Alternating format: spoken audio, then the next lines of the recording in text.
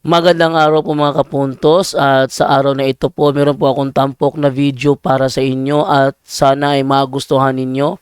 Kaya sa mga bago pa po sa aming channel, please po don't forget to hit the subscribe button at ang notification bell para maging notified kayo sa bawat video na ilalabas ko sa channel na ito. At bilang kahilingan po ng punto por punto team at naway maintindihan po ninyo, sana po wag nyo pong i-skip yung mga ads sa aming mga video.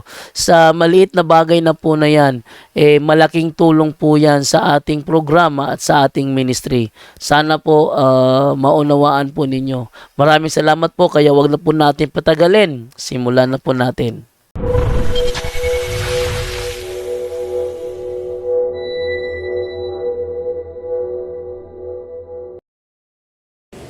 Last year, nagtapuso tayo ng 500 years of Christianity, di po ba? 500 years na po tayong biniyayaan ng regalo ng pananampalataya.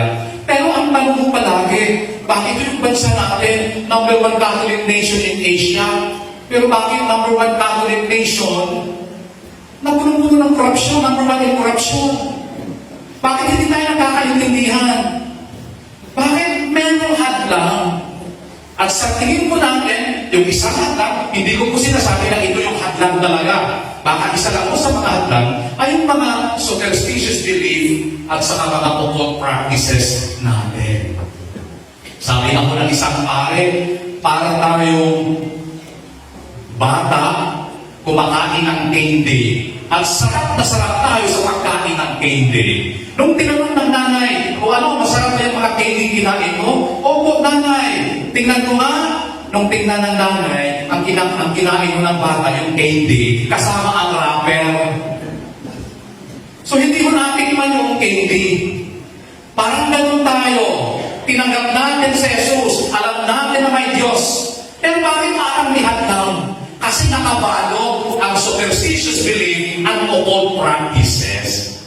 Kailangan matanggal po yan upang manamdam natin ang totoong lasa ng pag-ibig at awa ni Jesus. Amen. Palakpakan naman natin si Jesus. Kaya po, okay, simulan ko sa folk Catholicism. Ano yung folk Catholicism? Ito po yung mga pamamaraan ng pagdadasal, expression of faith natin na galing po sa atin sa mga tao. Ano ho? At may dalawang klase po yan. Number 1, yung approve ng simbahan. Pangalawa, yung hindi approve. Ito yung example po ng mga approve. Normative, ibig sabihin, okay. Procession, okay? Pabasa ng pasyon, hindi ko pa alam kung nangyayari sa atin sa Panay at sa Maynila, pero pabasa ng pasyon, no? Ito yung mga practices na umusbong sa experience ng tao. Sinato mo, passion play. And then, translasyon, yung sa Nazareno sa Quiapo po, di ba? Okay, so ito yung mga folk practices natin na accepted and guided by the church. Santa Cruzan, na-introduce sa atin ito, pinagap natin. And then Flores de Mayo, connected sa Santa Cruzan. So, these are accepted by the church. Ilan lang po ito. Now, punta naman tayo sa kabila. Yung extreme naman po ng mga practices. How about those practices in folk religiosity that deviate from the teachings of the church? Hindi normative, hindi na po nasusunod doon sa guidance ng ating simbahan. Tinatawag po sila natin na superstitious belief. At saka ito po yung tandaan natin. Many superstitious practices surround the celebration of the sacrament. Usually doon po nakapalibot sa sacrament. Kunyari, example, sa binyan. May 10 bininyagan sa barangay. Pagkatapos ng binyag, pag-uunahan ang parents palabas, naga ang baby. Kasi swerte daw ang unang makalabas. Ang iba, inihahagis ang baby kay nanay na unang tumakbo. Delikado. Sa kasal, dapat wag isuot ng bride ang kanyang wedding gown days before. swerte. Kaya ang nangyayari sa kasal, o dali ang kasal, parang sunga ng babae. Napakahigpit. Hindi akma yung kanyang wedding gown. At saka sa kasal, during the kasal, apak-apakan ng babae ang paa ng lalaki upang ma-under niya. May tinanong ako, totoo ba nangyari ito sa kasal nyo? Inapakan yung lalaki, yung bala mo? Sabi ng babae, opo, Bishop, inapakan mo. O ano ba yung kumusta? Ay, naku, Bishop, walang epekto, ang tigas pa rin ng ulo. Okay, so yung mga naman, ang tanong, bakit ang 7 sakramento ay nababalutan ng superstitious practices? Ang sagot, dahil ayaw ng demonyo na matanggap natin ang buong-buo ang grasya ng mga sakramento. Ayaw ng kaaway natin, kaya tinawag natin na deception. Devil, demons, they deceive. Ang trabaho nila, ang linlangin tayo. Kaya ako, buong-buo ang bigay ng Panginoon sa grasya sa sakramento, pero tayo, parang nasa hospital, naghihingalo, naka-oxygen. Lord, hangin pa. Oh. Sabi ni Lord, tanggalin mo ang superstitious belief and practices. Ako, nagpakamatay nga ako sa cross, na ibigay ko na lahat-lahat. Ano bang hinihingi ninyo?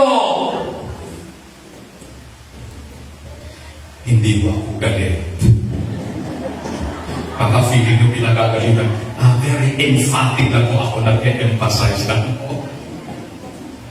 Okay, example ko. Ilan na po ito? Pag kumakain ka, turn your plate when someone leaves in the middle of a meal. I-turn ang plate upang hindi makapasok ang mga hindi magaganda. Ginagawa nyo yan o hindi? Ay, praise the Lord. Siblings that marry within the same year, yung suko, dalawang anak ng lalaki, gusto magpakasal on the same day, on the same year. Sabi mo, wow, bakit? Dahil walang swerte. Hindi ako, totoo yan. Matutuwa pa ang Diyos kung sabay-sabay sila ipakasal natin. Actually, ang rason lang is economic. Isa lang ang kalabaw. So paano yan? Kung Mayo ikakasal ang isa, Agosto ang isa, dapat dalawang kalabaw. Pero wala pong ibang meaning yan. Ano?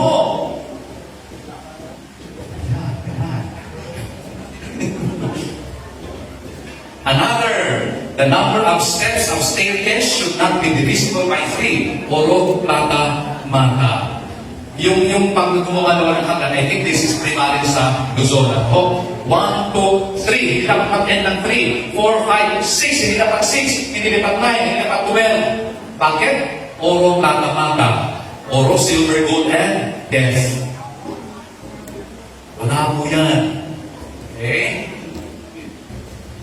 Pagpag going elsewhere after attending away, lamay, before heading home to shake off the spirit of the disease. Ako, aalis na po ako. Diyan ka lang ha. Huwag kang susunod sa akin. Ipapagpag. O kaya, kung ang bahay mo ay nandito sa kabilang kanto, iikot ka muna sa kabilang kanto upang mailigaw ang espiritu ng patay. Ay nako, kung talagang susundan kayo ng espiritu ng patay, susundan at susundan kayo, lalo na nakakutang kayo. At hindi nyo binayaran. Walang epekto ang magpag. Okay.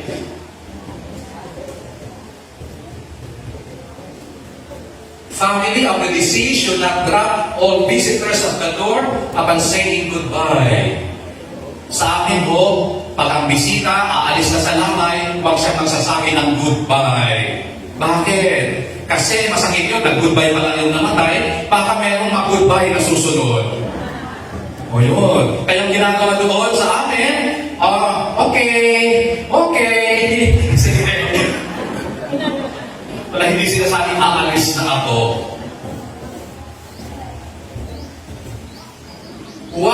nagdala ng bring home galing sa patay. Ay nako, pag alam ko na yung bahay, yung mga naan doon, ayaw magbigay ng bring home, hihingi ako ng bring home. Ano yung rason bakit dapat huwag tayo humingi? Again, ekonomiya. Kawawa naman yung patay. Mahirap na, namatayan na, kakakutin mo pa yung puto. Mahirap tayo. Be considerate, yun lang po yung rason. But otherwise, kung merong maaluan na tagipusoon, gusto magbigay, tanggapin nyo. Huwag daw magluto ng mga dahon-dahon. Oo, maglaga o ano, yung may sabaw. Ay, sarap po yan paglamay, di ba? Mainit yan. And then, tao po, sa Luzon again, the number reassuring the people inside the house that he or she is a person and not a possibly harmful supernatural creature. Tao po, ang ibig sabihin, tao po ako. Hindi po ako aswang, hindi po ako espiritu, tao po ako. Yun pala yung background yan ng tao po. And then, nasabi ko kanina, brides should never try on her dress before the wedding day so as not to bring bad luck. Mga kapatid, usually, ginajustify natin ang pagsunod ito. Sinasabi natin, Father, wala namang mawawala. Ang sagot natin, ang lahat mawawala. Bakit? This is a sin against the first commandment. I, the Lord, am your God. You shall not have other gods beside me. Kasi yung ating feelings, yung ating paniniwala na nasa Diyos, napapaling sa iba, napapaling sa superstitious belief, at yun na yung pinaniniwalaan natin. Yun ang nag-regulate sa daily works natin. Kunyari, Friday the 13th. Pag ang Biyernes ay 13, masama yan. Kasi Biyernes namatay si Jesus at sila ay number 13, pang 13 si Judas. Kaya that is a bad day and a bad number. Hindi po.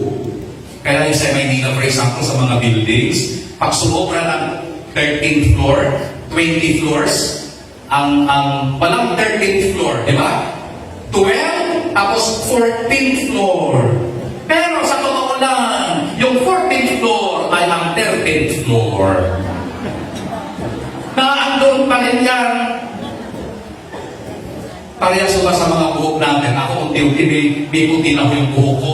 Di ba pinapatina natin para maging itim and become younger looking? Ay, naku, sa labas lang yan. Pero sa loob, puti pa rin ho ang buhok ninyo. Nothing has changed. So, lahat ho mga wala.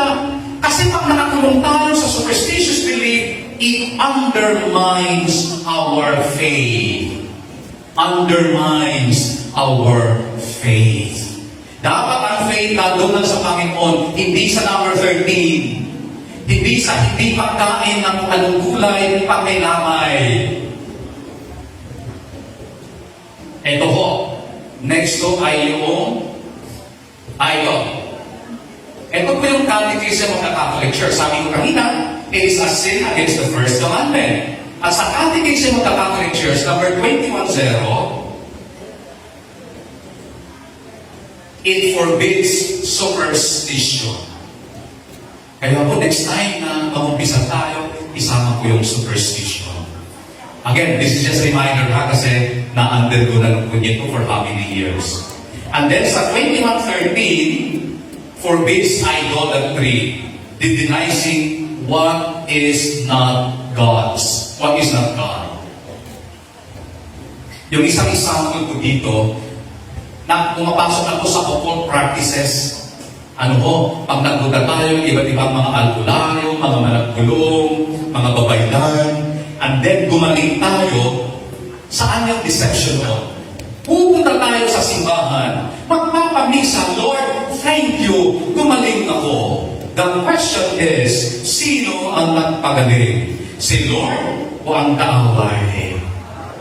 Yun po. Di ba nalisip tayo dahil nagpamisa tayo ng Thanksgiving na hindi naman si Lord yung source. Later, we will delve deeper into that.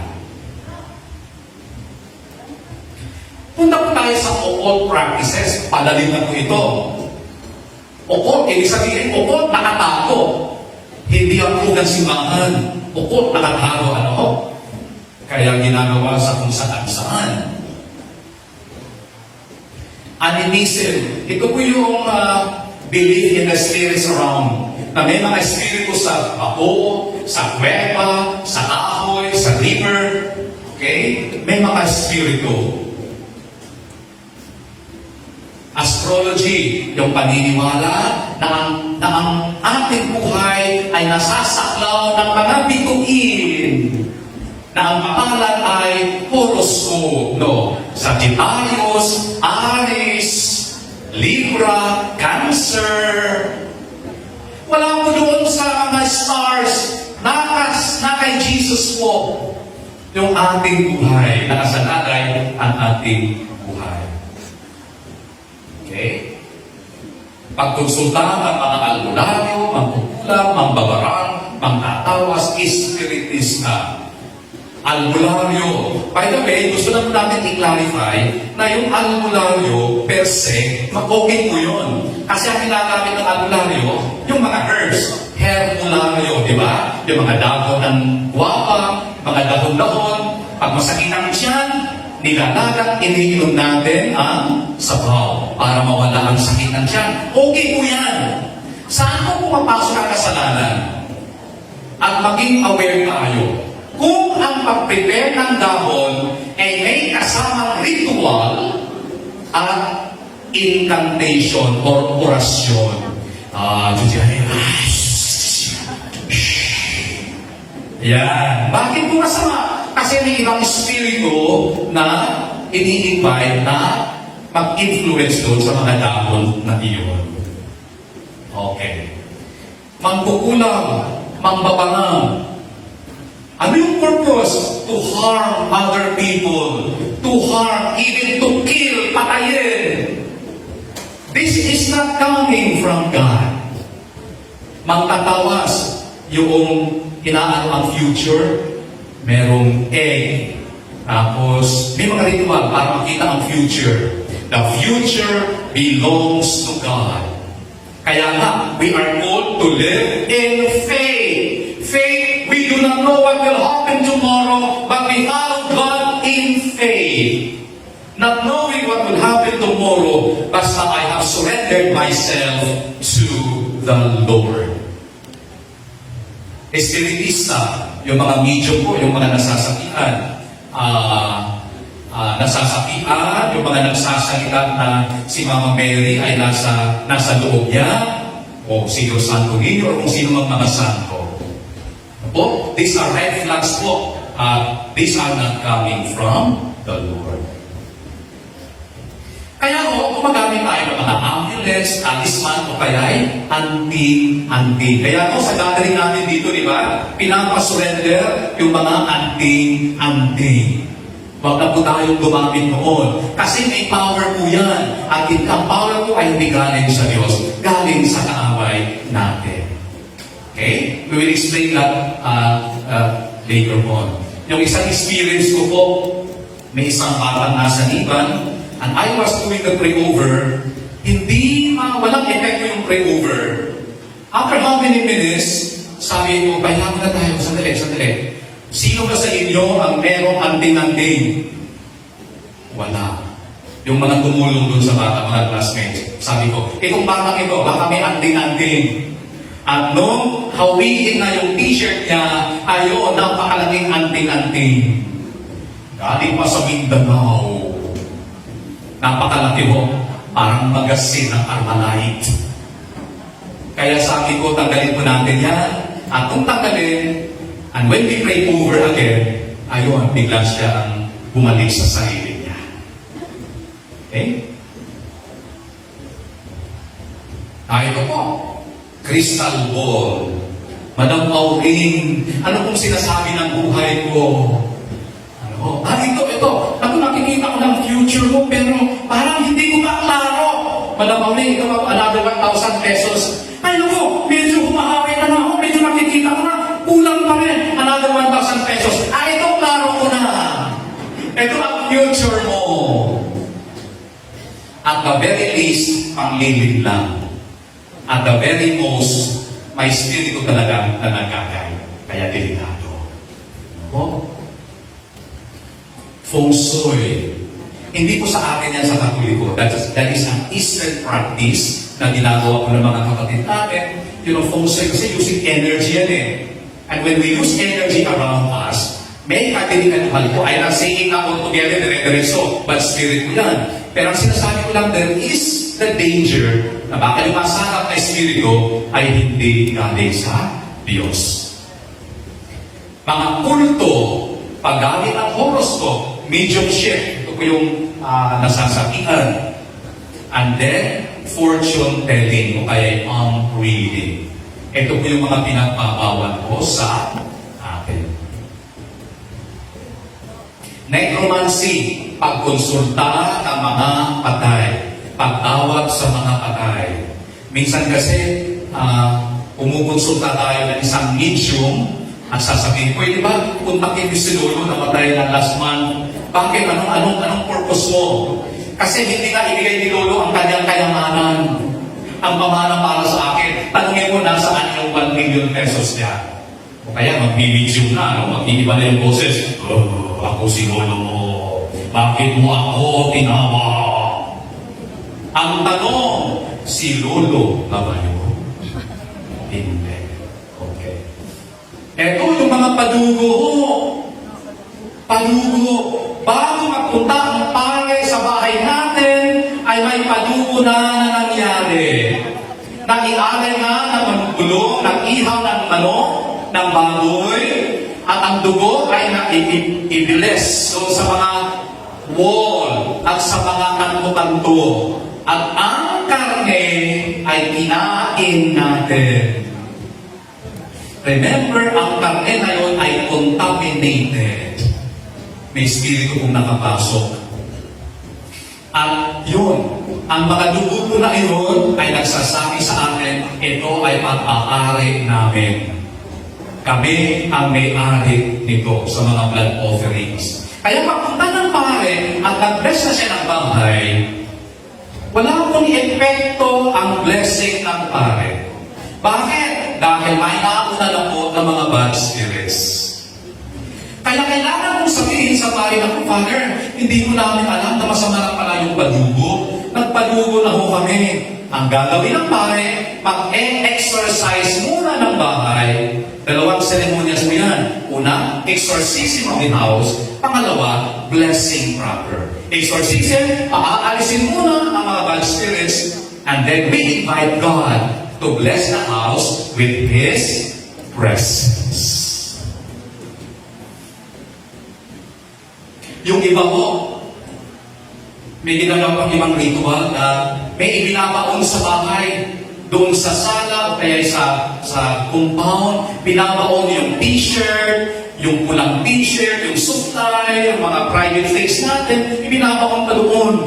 And then, pagkatapos, nandun na yon. Kaya sabi ko, okay, bago tayo mag-exorcism ng bahay, pwede ba tanggalin muna yung mga ibinaon? Bakit mo kailangan tanggalin, Bishop? Kasi ang ibinaon, yon ang dokumento na nagsasabi, kami ang may-ari nito. Kailangan sirain ang dokumento bago mag-exorcism. Amen?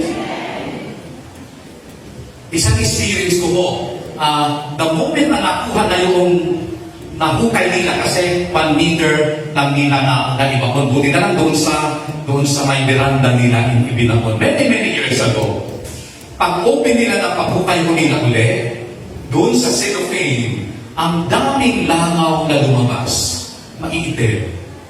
And then, nung ihagin ko nila yung cellophane na yun, doon sa bishop's house, pag bitaw niya, sabi ng may-ari ng bahay, kasi hindi ko ako yung nakatanggap, may tumanggap lang sa bahay. Sabi niya, Bishop, the moment na nabitawan ko yun, ang feeling ko parang dumaan. Wala nang kaba sa puso ko. halika na po, mag-exercise na tayo ng bahay. Kasi nasira po yung dokumento nila. Okay. Food offering during November 1 and November 2. Mahilig po tayo mag-offer ng pagkain sa Punto de Lolo, sa Punto de Luna.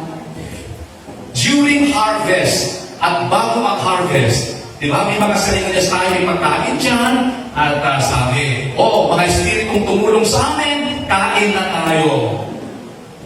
Huwag na po silang imitahin, tayo na lang kayong kumain. Tayo na lang. Orasyon. Tandaan po natin, kung ang Diyos ang ating kino-communicate, ano po ang tawag doon? Ang tawag ay pangamuyo, prayer. Ang orasyon po ay para sa mga spirito sa paligid natin. That is the difference. Ang orasyon para sa mga spirito. Prayer is our communication with God. Of course, orasyon is Espanyol, ibig sabihin prayer yan. Pero yung pagkakaintindi natin, yun po yung ginagamit ng mga kapatid natin na gumagawa nito, di ba? Orasyon. So, hindi na po magandang ibig sabihin. Pranic healing, reincarnation, opening ng third eye. Pranic healing is energy healing. No? Let us be aware of that. No? Let us be careful of this. Reincarnation, hindi po tayo naniniwala sa reincarnation. Na pag namatay, isang tao ngayon, mabubuhay siya 1,000 years after sa isang baboy. Kawawa naman ako. Kawawa naman tayo. Kung doon lang tayo sa kayo, mabubuhay ulit. Saka opening ng third eye. Ano po yung third eye? Third eye is, pag merong visions, may nakikita, whether good or bad, pag merong naririnig, na hindi naririnig ng iba, pag merong nasisimot na mabaho, na hindi naman nasisimot na karamihan, o kaya oversensitive sa presence ng mga spirito. Yun po yung open third eye. Marami po nagsasabi na ang open third eye ay regalo ng Diyos. No? Regalo ng Diyos kasi natutulungan kami sa ganito. Ang personal na sagot ko lang po ay ito. It doesn't matter kung it belongs to God or not. Ang sa akin lang po, run to the priest. Takbo tayo sa pare. Takbo tayo sa simbahan. And seek guidance. Father, may nakikita po ako. Ano po ba kaya ito? So that the priest will lead you to process of purification. Para masiguro talaga natin na yung nangyayari sa akin ay galing sa Diyos. Kasi kalimitan po nito, 99% ay deception po. Nililitlan po tayo ng kaaway. Okay. Ito, yung sa satanism, di ba? May religion na po kayo na Satanism, curses, mga parang, and then spirit of the glass. Lalong-lalo na yung mga youth natin, huwag po kayong maglaro ng spirit of the glass. Marami po na sa paglalaro ng spirit of the glass, doon po ang simula ng opening ng third eye o kaya disturbances ng mga kaaway nating espiritu. Doon po nagsisimula ang kalimitan. Okay. Sabi ko kanina, ang lahat po na ito, superstitious belief at sa katupang practices ay kasalanan against the first commandment. I, the Lord, am your God. You shall not have other gods beside me. So in Catechism of the Catholic Church, 21:16,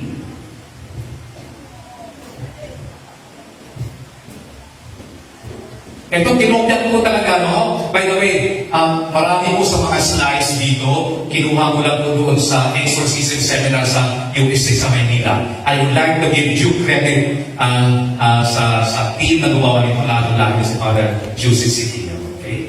Karamihan, ano po? Ito po sabi sa 21:16, all forms of divination, pagkontak sa mga espiritu, outside sa liturgy ng simbahan are to be rejected. Example, recourse to Satan or to demons. Conjuring of the dead. Anong conjuring? Tinatawag ang mga kaluluwa. Hindi po, pinagbabawal po yan sa atin. And then, mga practices supposed to be to unveil the future. Meron pong isang youth tumawag sa akin galing sa ibang probinsya. Father, Senyor, nag-dream po ako. At sa dream ko, sa panaginip ko, ito yung nangyayari. Natatakot po ako kasi 1 week after, nagkakatotoo. Nagkakatotoo, may accidenting nangyayari, etc., etc. Kaya sabi ko, please, puntahan mo si Father So-and-so. Siya po yung exorcist sa diocese ninyo. Consult him. He knows what to do. Para po sa akin, nagdududa po ako na that is third eye. No? Kaya ikonsulta niyo po para you will be at peace. So, yun po yung mga palatandaan, mga red flags po. And then, consulting horoscopes, astrology, palm reading, interpretation of omens and locks, clairvoyance. At ito, recourse to mediums, all conceal a desire for power. Kunting lagnat ng ako, magpapaluya. Ayun, luya. Ang luya po, kung luya lang ang gagamitin, okay po yan, di ba? Kasi medisina po yan. Again, pahinaluan ng ritual at orasyon, iba na po yan. Pero kung isang katigisa sabi sa atin, Bishop, ako po ay naghihilot.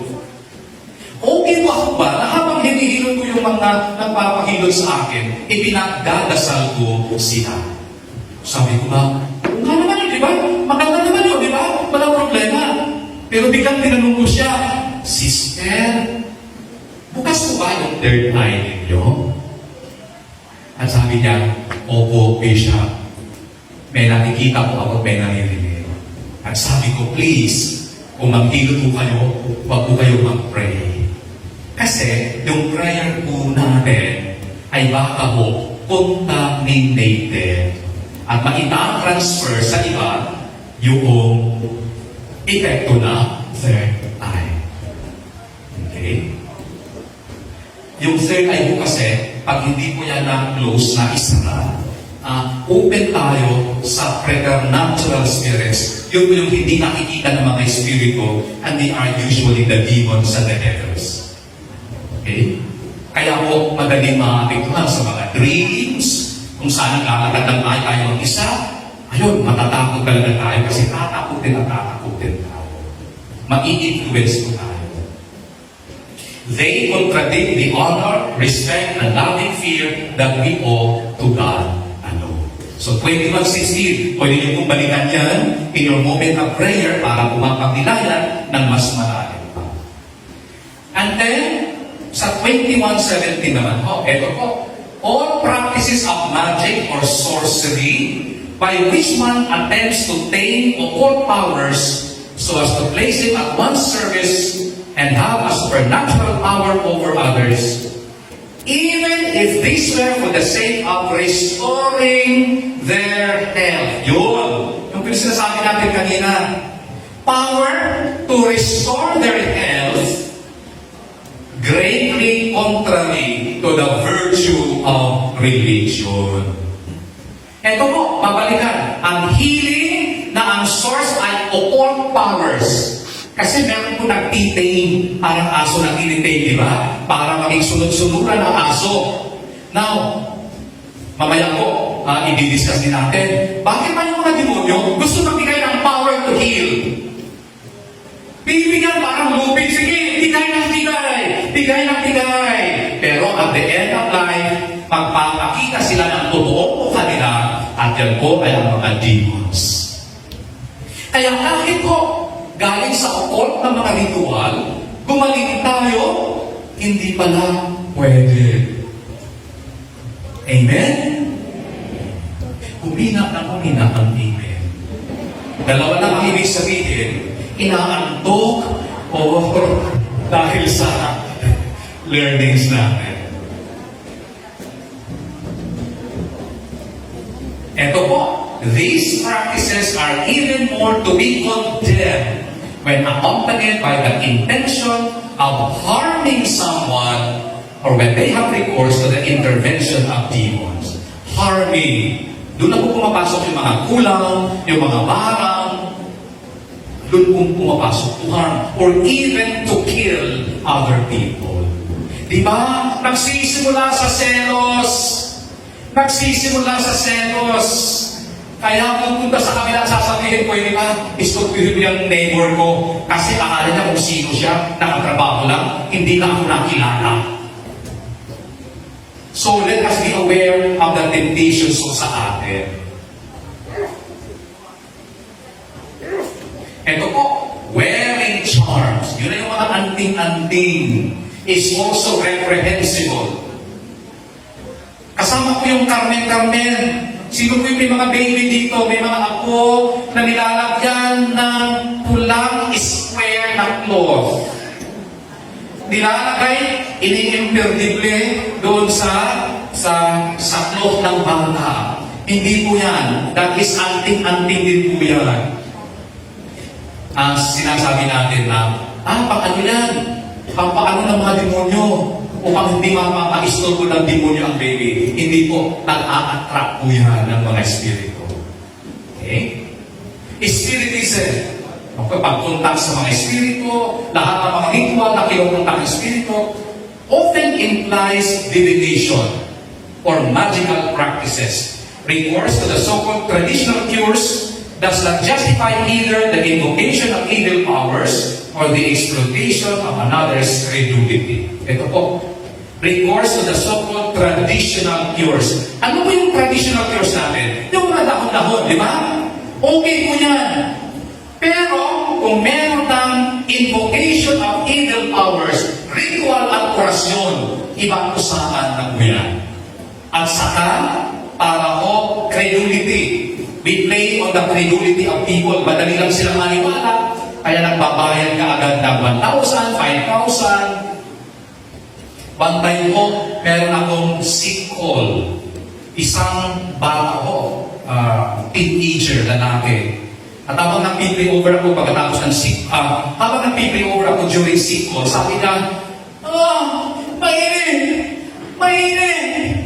Mainit! Sabi ko, hindi naman mainit yung kapag ko, brother. Hindi naman. Pray over ulit ako, mainit! Mainit! Saan yung mainit? Dito po sa tiyan ko, Senyor. Nung hawikin ko yung t-shirt, ayun, may anting-anting. Kaya sabi ko, alam mo yung nangyayari? Ang anting-anting ko, nandun yung bad spirit, nakakuna na sa iyo. Kaya I am praying for the gift of the Holy Spirit na makapasok sa iyo. Kaya nag-aaway ang bad spirit, saka yung Holy Spirit.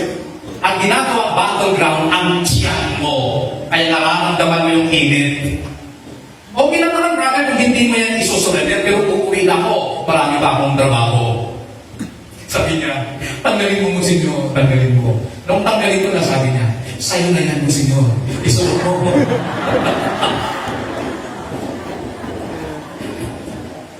Sa harap ko niya, ang ginawa ko, ito ang gagawin ko sa anting-anting mo. Magkano bayad mo dito? 3,000 mo, Senyor. Ito ang gagawin ko.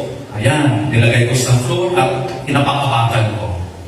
Then when I went home to the convent, I exercised it, of course, bago itapon. Ano mo?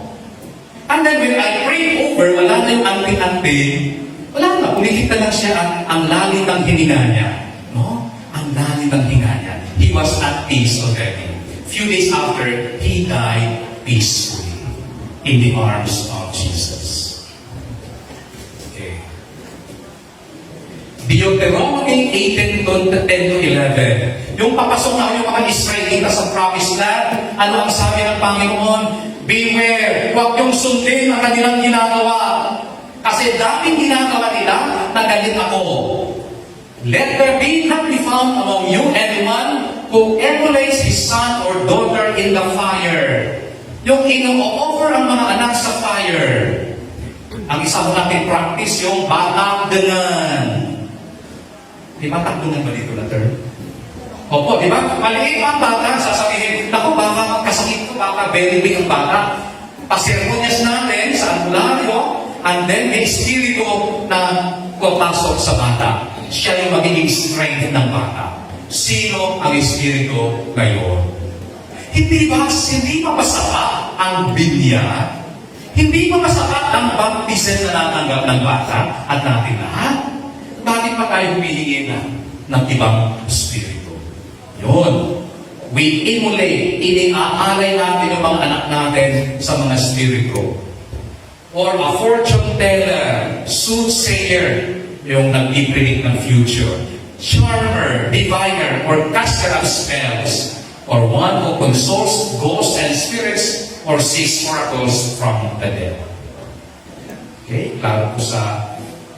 Ito, Jeremiah 29:8-9. I'm just giving you 2 examples. Sabi ng Panginoon sa Jeremiah, yes, this is what the Lord Almighty, the God of Israel says, do not let the prophets and diviners among you deceive you. Huwag kayong magpapalinlang.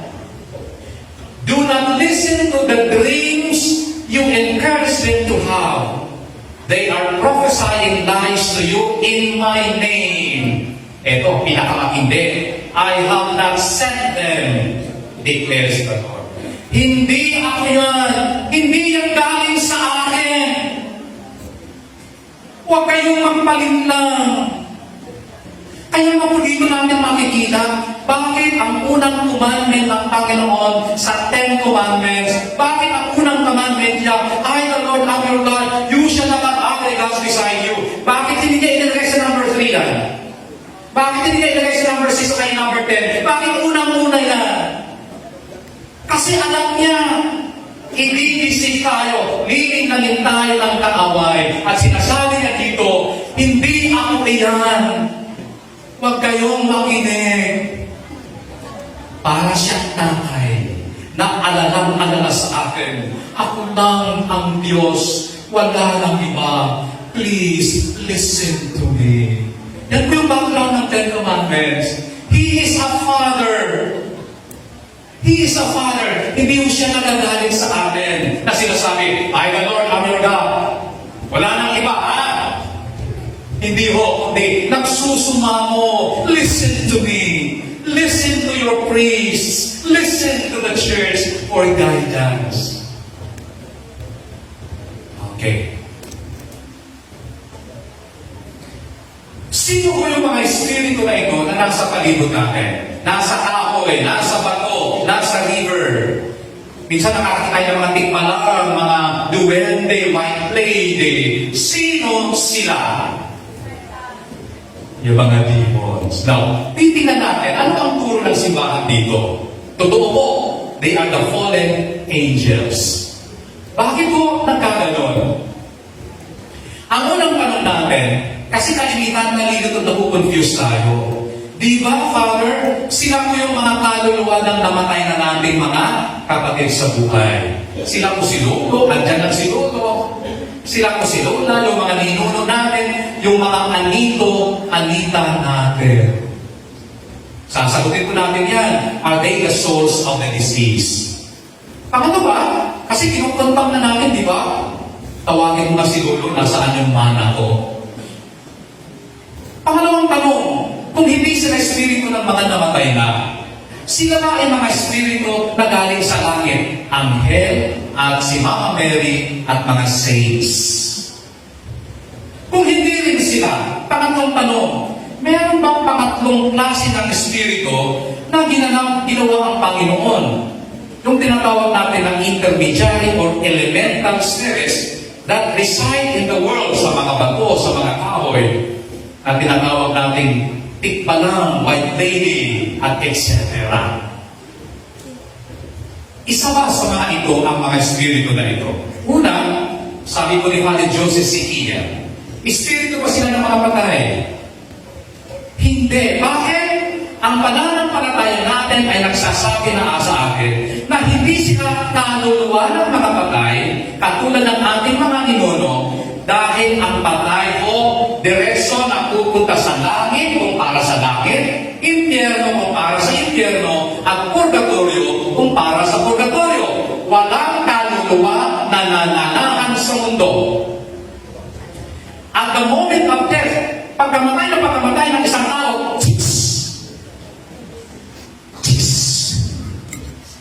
Tapos na ho ang tatlong ito. Number one, nasa harap na siya ng Diyos. Pangalawa, tapos na ang kanyang judgment. Pangatlo, nasa lugar na siya kung saan man siya. Sa tatlong lugar na yun. Langit, purgatorio, or impyerno. Di ba merong akwarenta tayo? Alam mo, nabisibin ko ako yan bago ako pare. Pag meron ko nagpapamisa sa 48th day ng namatay, no? Ang sabi ko sa isang bumili ko, natandaan ko, sabi ko, ngayong araw na ito, on the 40th day, ay papunta na ang talat ni Fulano sa langit. Ay, hindi pala. Bakit po, Bishop, di ba? Si Jesus, 40 days and 40 nights siya dito sa lupa bago siya pumunta sa Ama. Di ba? Dapat yung sundin natin. Mga kapatid, para kay Jesus lang yun. Hindi yung para sa atin. Amen? Ito po yung turo ng simbahan. Catechism of the Catholic Church 1022. Each man receives his eternal retribution, reward, or punishment, in his immortal soul at the very moment of his death, in a particular judgment that refers his life to Christ, either entrance into heaven, or through a purification sa purgatory, or everlasting damnation in hell. So, klaro po turo ng ating simbahan, walang kaluluwa na nananaman dito sa mundo. Bakit tahimik?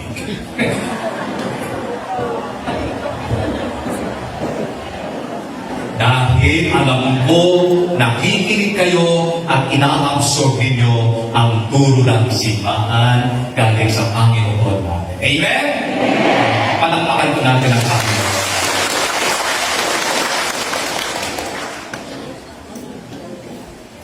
Ayan, the same din po ito. CCC number 1030. Pagkatapos ng buhay natin sa lupa, ay pupunta tayo sa Diyos at isang appointed time we die. Ibig sa reincarnation ng pilan. There is no reincarnation after death.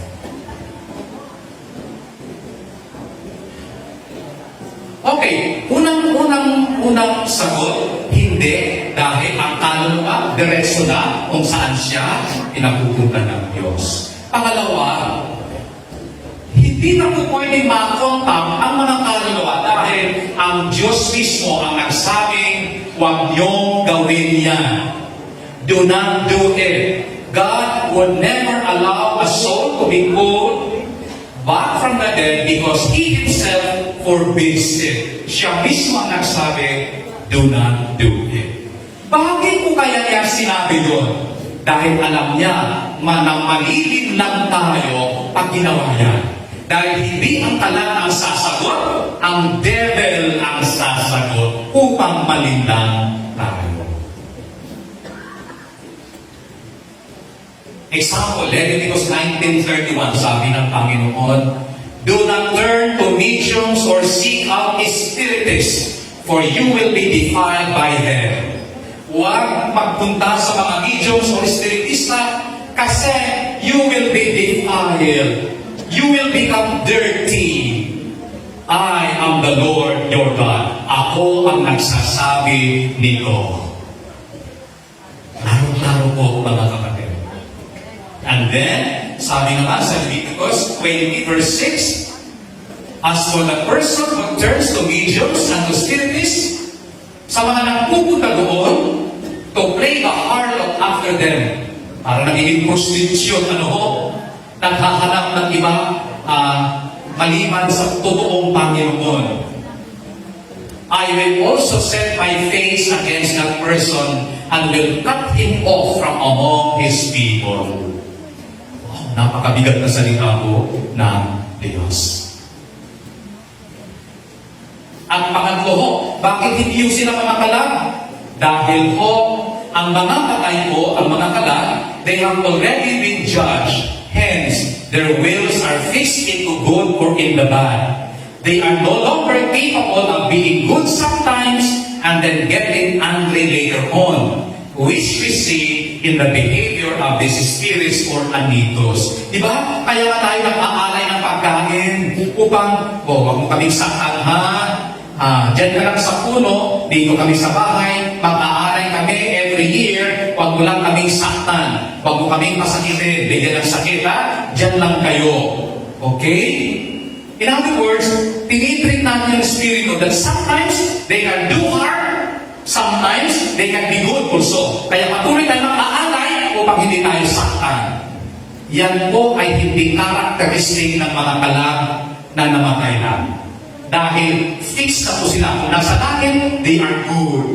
Kung nasa purgatorio, they are good also in the process of purification. Yung sa mga hell naman, nasa hell, they are already there forever. So yun po. So hindi po yun mga souls ng namatay natin ng mga kapatid o kakila. Now, we go to the next. Itong mga spirito ba ito galing sa mga bato-bato? Galing ba sa langit? Okay? Ang sagot ko ay hindi. Bakit? Kasi the same. Ang aksyon ng mga espiritu sa palibot, example, mga nagpapalubo tayo, nag-aalay ng pagkain, upang to tame them, upang hindi tayo saktan. Alam natin na ang mga santo sa langit, they don't harm us. Kaya hindi po sila si San Antonio de Padua, hindi po sila si Senyor San Mudelio. Okay? Pangalawa, saints and angels, they are in heaven. Hindi po sila nakatira dito sa paligid natin. Okay?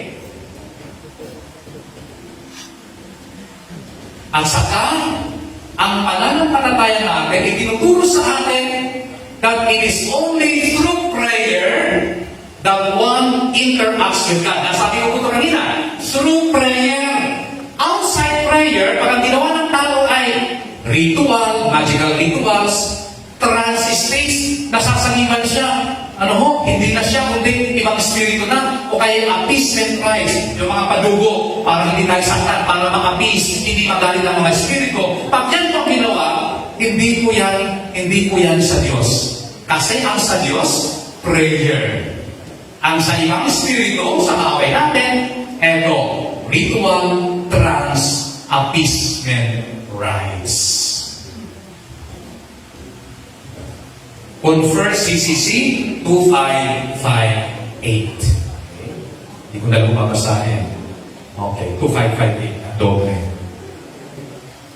Pangatlo ko, baka merong third kind of spirits na ginawa ang Panginoon. Ang sagot, wala. Dahil ang ginawa niya, yung mga angels lang. Okay? Wala sa history ng Biblia o kaya sa history ng tradition of the church, walang create ang Panginoon na intermediary spirits na naririto sa lupa at dito silang nakatira. Kaya ko, ang tanong, sino ang mga espiritu na ito na kinukontak ng mga manumbulong, babaylan, yung mga espiritista? Di ba usually, pag Semana Santa, Biyernes Santo, nasaan ang mga kapatid natin na ito? Nasa mundo, nasa kuweba, kumukuha ng mga healing power. Di ba? Habang tayo, nasa simbahan tayo. We worship the suffering and the death of Jesus. So, sino po ang mga espiritu na ito? They are nasa mga nature, mga inkanto, na manlupa. They are the fallen angels o yung mga demonyo. Amen? Bakit po sila?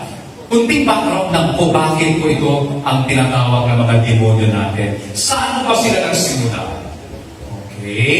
Nagsimula po sila sa mga anghel natin. In the beginning, God created the angels, di ba? Kailan create ng Panginoon ang mga angels? Sabay-sabay po ng lupa.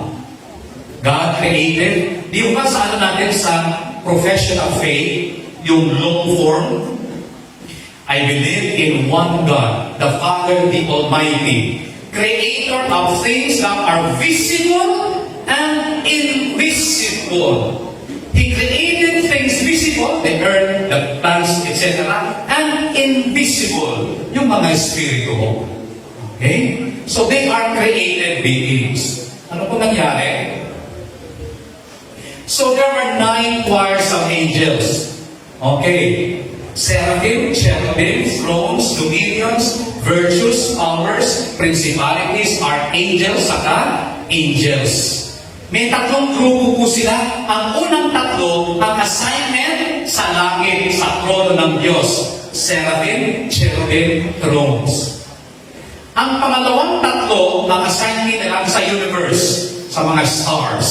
Nagtatraffic po sila doon. Sila po yung dominations, virtues, and powers. Ang pangatlong 3 naman, ang assignment nila ay dito sa mundo. Principalities, archangels, saka yung ating angels. Yung mga guardian angels. Naniniwala pa tayo na may bawat isa sa atin ay guardian angel?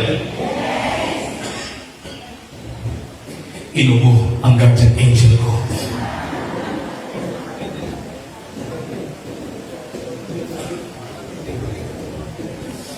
Okay. Now,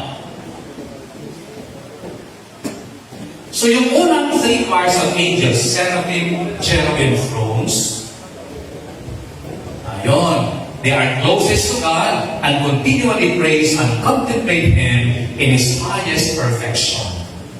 Okay? Ang pangalawang 3, dominations, powers, and virtues, level of government of the cosmos, ng universe, in different ways. Nandun po sila nakabantay. Okay. And then, ang pangatlong 3 naman, ang kanilang assignment ay sa mundo, concerned with Almighty God's plan of salvation for mankind, deals with the world and interacts with humankind in the ordinary course of things. Kaya kung yung mga guardian angels natin, meron tayo yan bawat isa. Principalities are angels, angels. Okay. God, ang Panginoon mo, tinisting ko yung love nila at loyalty sa Panginoon. Tinisting, will you love me and serve me all my life as your God? All. Will you follow me? Will you be humble? Will you obey? Will you continue to be pure as my angels? Sabi ko ni Saint Michael, and the faithful angels, 2/3 of the angels, sabi nila, out of love and humility, sabi nila sa Panginoon, yes, we will serve. However, ito naman pong si Lucifer at saka 1/3 of the angels, dahil ang concentration nila, ang kanilang sarili, nakita nila ang kanilang own glory, ang kanilang perfection, sabihin natin, nakalimutan nila na ang lahat ay regalo ng Diyos. Lalong-lalo na si Lucifer dahil siya po ang right-hand angel of the Lord. Siya po yung kanang kamay. Lucifer. Lucy, light, for bringer. He was the bringer of light. And so, he was filled with ego. Sarili lang niya at inisip. Kaya nung sabihin ng Diyos, will you serve me? Out of pride, sinabi nila, no, we will not serve. Ayaw nating magsilbi. Kaya nangyari ko yung rebellion, yung separation between God and the bad angels. Ano pong nangyari? I would like to quote Revelation 12:7-9. Sabi ko dito, then war broke out in heaven. Michael versus the dragon. Bakit ko naging dragon si Lucifer at mga kasama? Di ba sa buhay natin mga kapatid, pag unti-unti tayong nawawala sa grasya ng Diyos, unti-unti tayong nagiging dragon. Di ba? Nawawala yung grasya sa puso natin, sa buhay natin, we become distortions of who we really are. Grace is distorted and we become dragons ourselves. Kaya po, sino po yung nakasimangot dyan? Huwag kayong mag-practice. Smile all the time. Amen. Okay. And then, Michael prevailed. Kaya wala nang lugar si Lucifer sa langit. Ano pong ginawa ng Panginoon? The huge dragon called the devil and Satan, who deceived the whole world, was thrown down to earth, and his angels were thrown down with him. Itinapon po sila sa mundo. Kaya sila po yung nakatira dyan sa bato-bato. Sila po yung nakatira sa yungin. Sila po yung nakatira sa mga puno. Sila po yung nakatira sa bahay natin. Pag iniwan ang bahay ng 6 months, pagbalik natin, may nakatira na nila, nagiging haunted house na.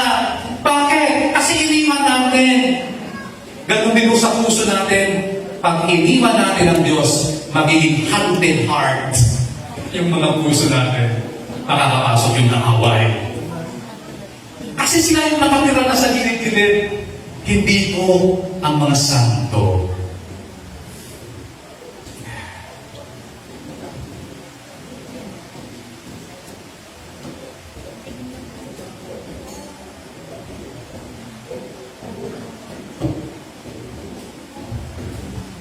Okay? Sige po. Kaya merong ibig sabihin na po natin, tatlong realms or tatlong mundo. Una, ang mundo ng supernatural. Ito po yung world of God.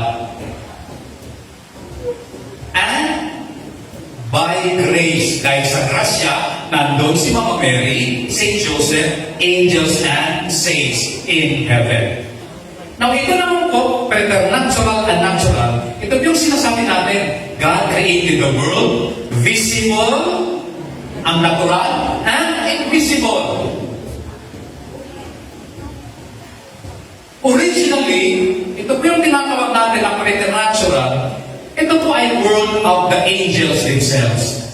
Pero dahil nag-rebelde, dito na nananahan yung mga evil spirits sa palibot natin na hindi nakikita. And then yung natural, yung nakikita po natin. Ano yung lesson?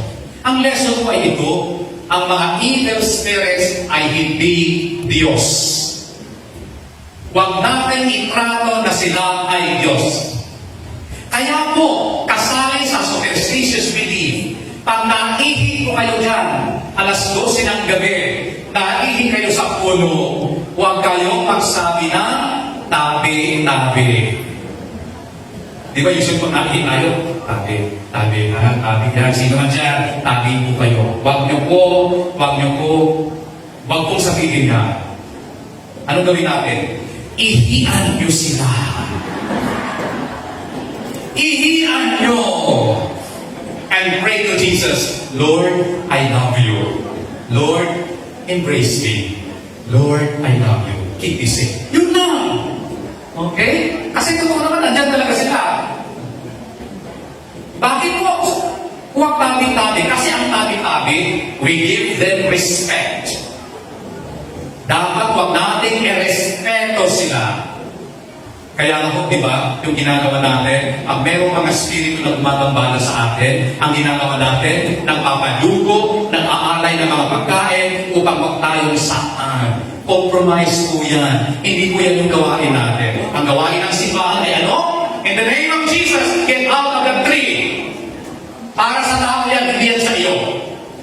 Umalis ka dyan sa bahay na yan. Hindi mo naturalisa yan. Get out in the name of Jesus. We do not compromise.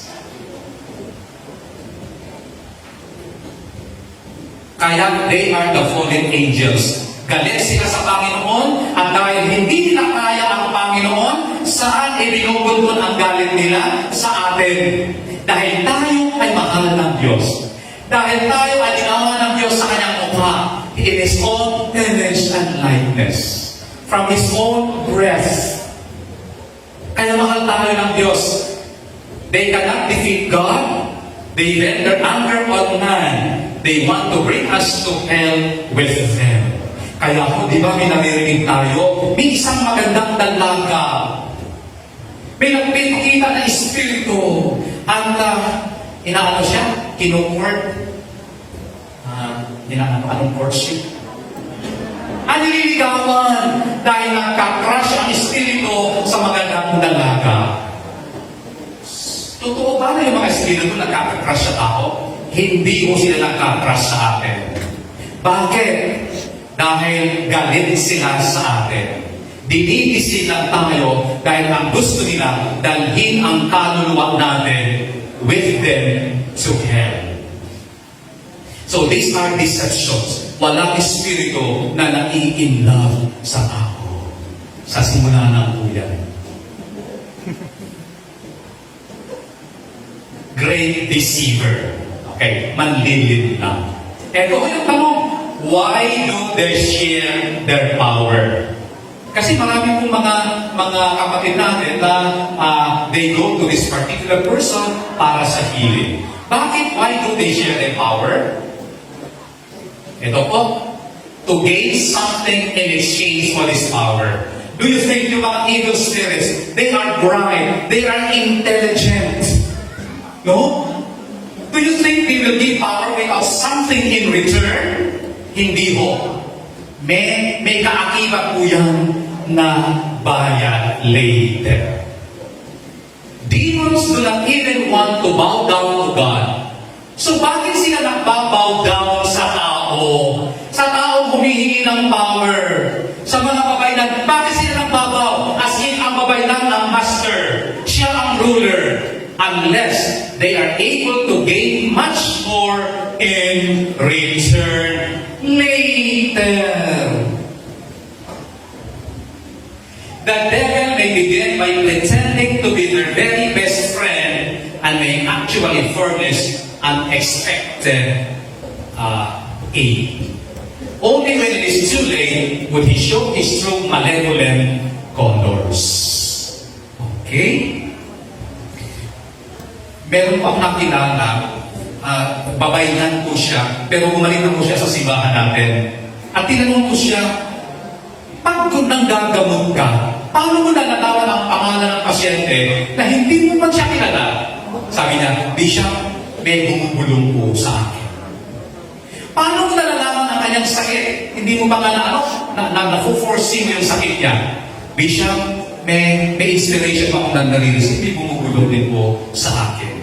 Alam niyo po, Bishop, in the beginning, hindi ko gusto ang power na ito. Pero para akong nawala sa sarili. Gigising na lang ako, ibabaw na ako ng puno. At sabi ng pamilya ko, para daw ako nawala ng pangit. So, she was retaliated kasi ayaw niya tanggapin ang power. When he received the power later, nawala yung disturbances, pero yun na nga, hindi niya ginusto at the end, bumalik siya sa simbahang Katoliko. No, at the end. Nirenounce niya, and then she was retaliated again. Na-aksidente siya. Buti na lang, she was saved by that accident. She did not die. So yun yung experience natin sa babaylan. How would we know that their power does not come from God? Ano po yung mga palatandaan na itong kalisin na ito ay hindi galing sa Panginoon? Ito po. Occult practitioners, mga babaylan, no? Make use of elementals or nature spirits. May mga espiritu na gumagabay. Sabi ko kanina sa example ko, may bumubulong, may kinukonsulta sila. These are the spirits, elemental spirits. Mga duwende, etc., etc. So hindi po yan galing sa Diyos. Pangalawa, yung mga activities and practices po that they practice are abominable and hateful in God's sight. Hindi po kagustuhan ng Diyos. Na-mention natin kanina yung papasapi. And then, na-mention natin in Deuteronomy 18:10-12. Sabi ng Panginoon, do not practice witchcraft, spiritism, etc., etc. So una, gumagamit sila ng mga espiritu na galing sa mga nature spirits. Pangalawa, dahil hindi kagustuhan ng Diyos.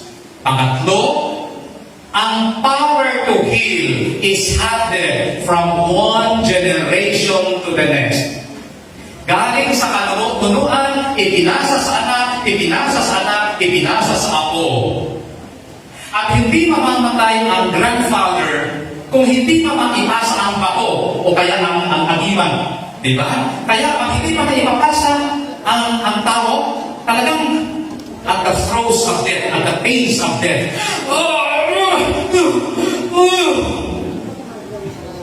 Pero pag naipasa na, he will die peacefully. Bakit po ganoon? Dahil tinotormenta po siya ng demonyo. Ipasa mo yan, ipasa mo yan, ipasa mo yan. Bakit? Bakit pag hindi na ipasa ng mangyayari? Wala nang tahanan sila. From one generation, mapuputol, wala na silang tahanan. Saan sila babalik? Sa impyerno. And they don't want to go back to hell. At least not in the present na pwede pa sila makagala dito sa lupa. Kaya doon nangyayari yan. Meron akong sick call. And then, pagkatapos ko mag-anoint sa sick, sa grandfather, nung isang BTC leader namin, nagsimula yung lolo niya na at the throes of death. Oh! Amor! Oh! Nagsimula yung agony niya. At mismo, yung anak niya ang nagsabi sa akin, "Naku, Monsignor, hindi pa ako mamamatay si tatay."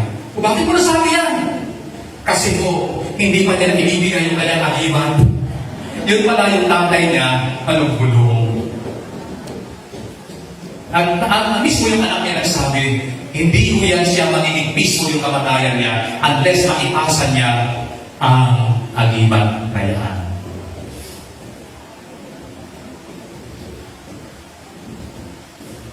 I forgot to pray. Can we pray? Can we pray? Can you pray with me? Okay? In the name of the Father, the Son, and the Holy Spirit. Amen. Father in heaven, we praise you, we honor you, we glorify you.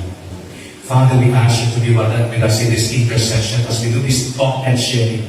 I beg you in the name of Jesus. I seal this place with the holy blood of Jesus. And I forbid any communications, retaliations, reinforcements, disturbances to take place while we do this ministry.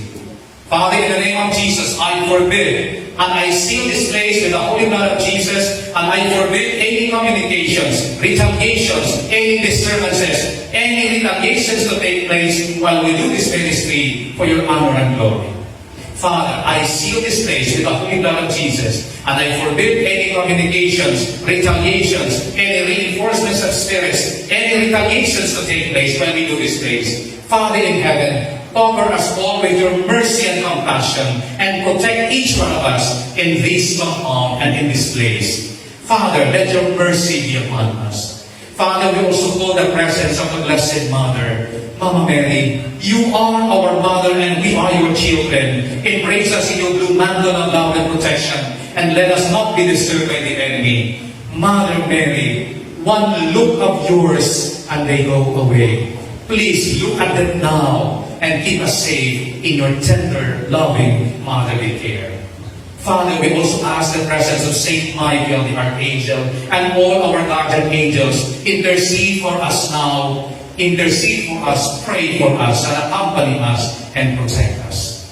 All this we pray to you, dear Father, in the name of Jesus, your Son, through the power of the Holy Spirit, the intercession of the Immaculate Heart of Mary, the prayers of Saint Joseph, and the prayers of all the saints and angels in heaven. Amen. In the name of the Father, and of the Son, and of the Holy Spirit. Amen.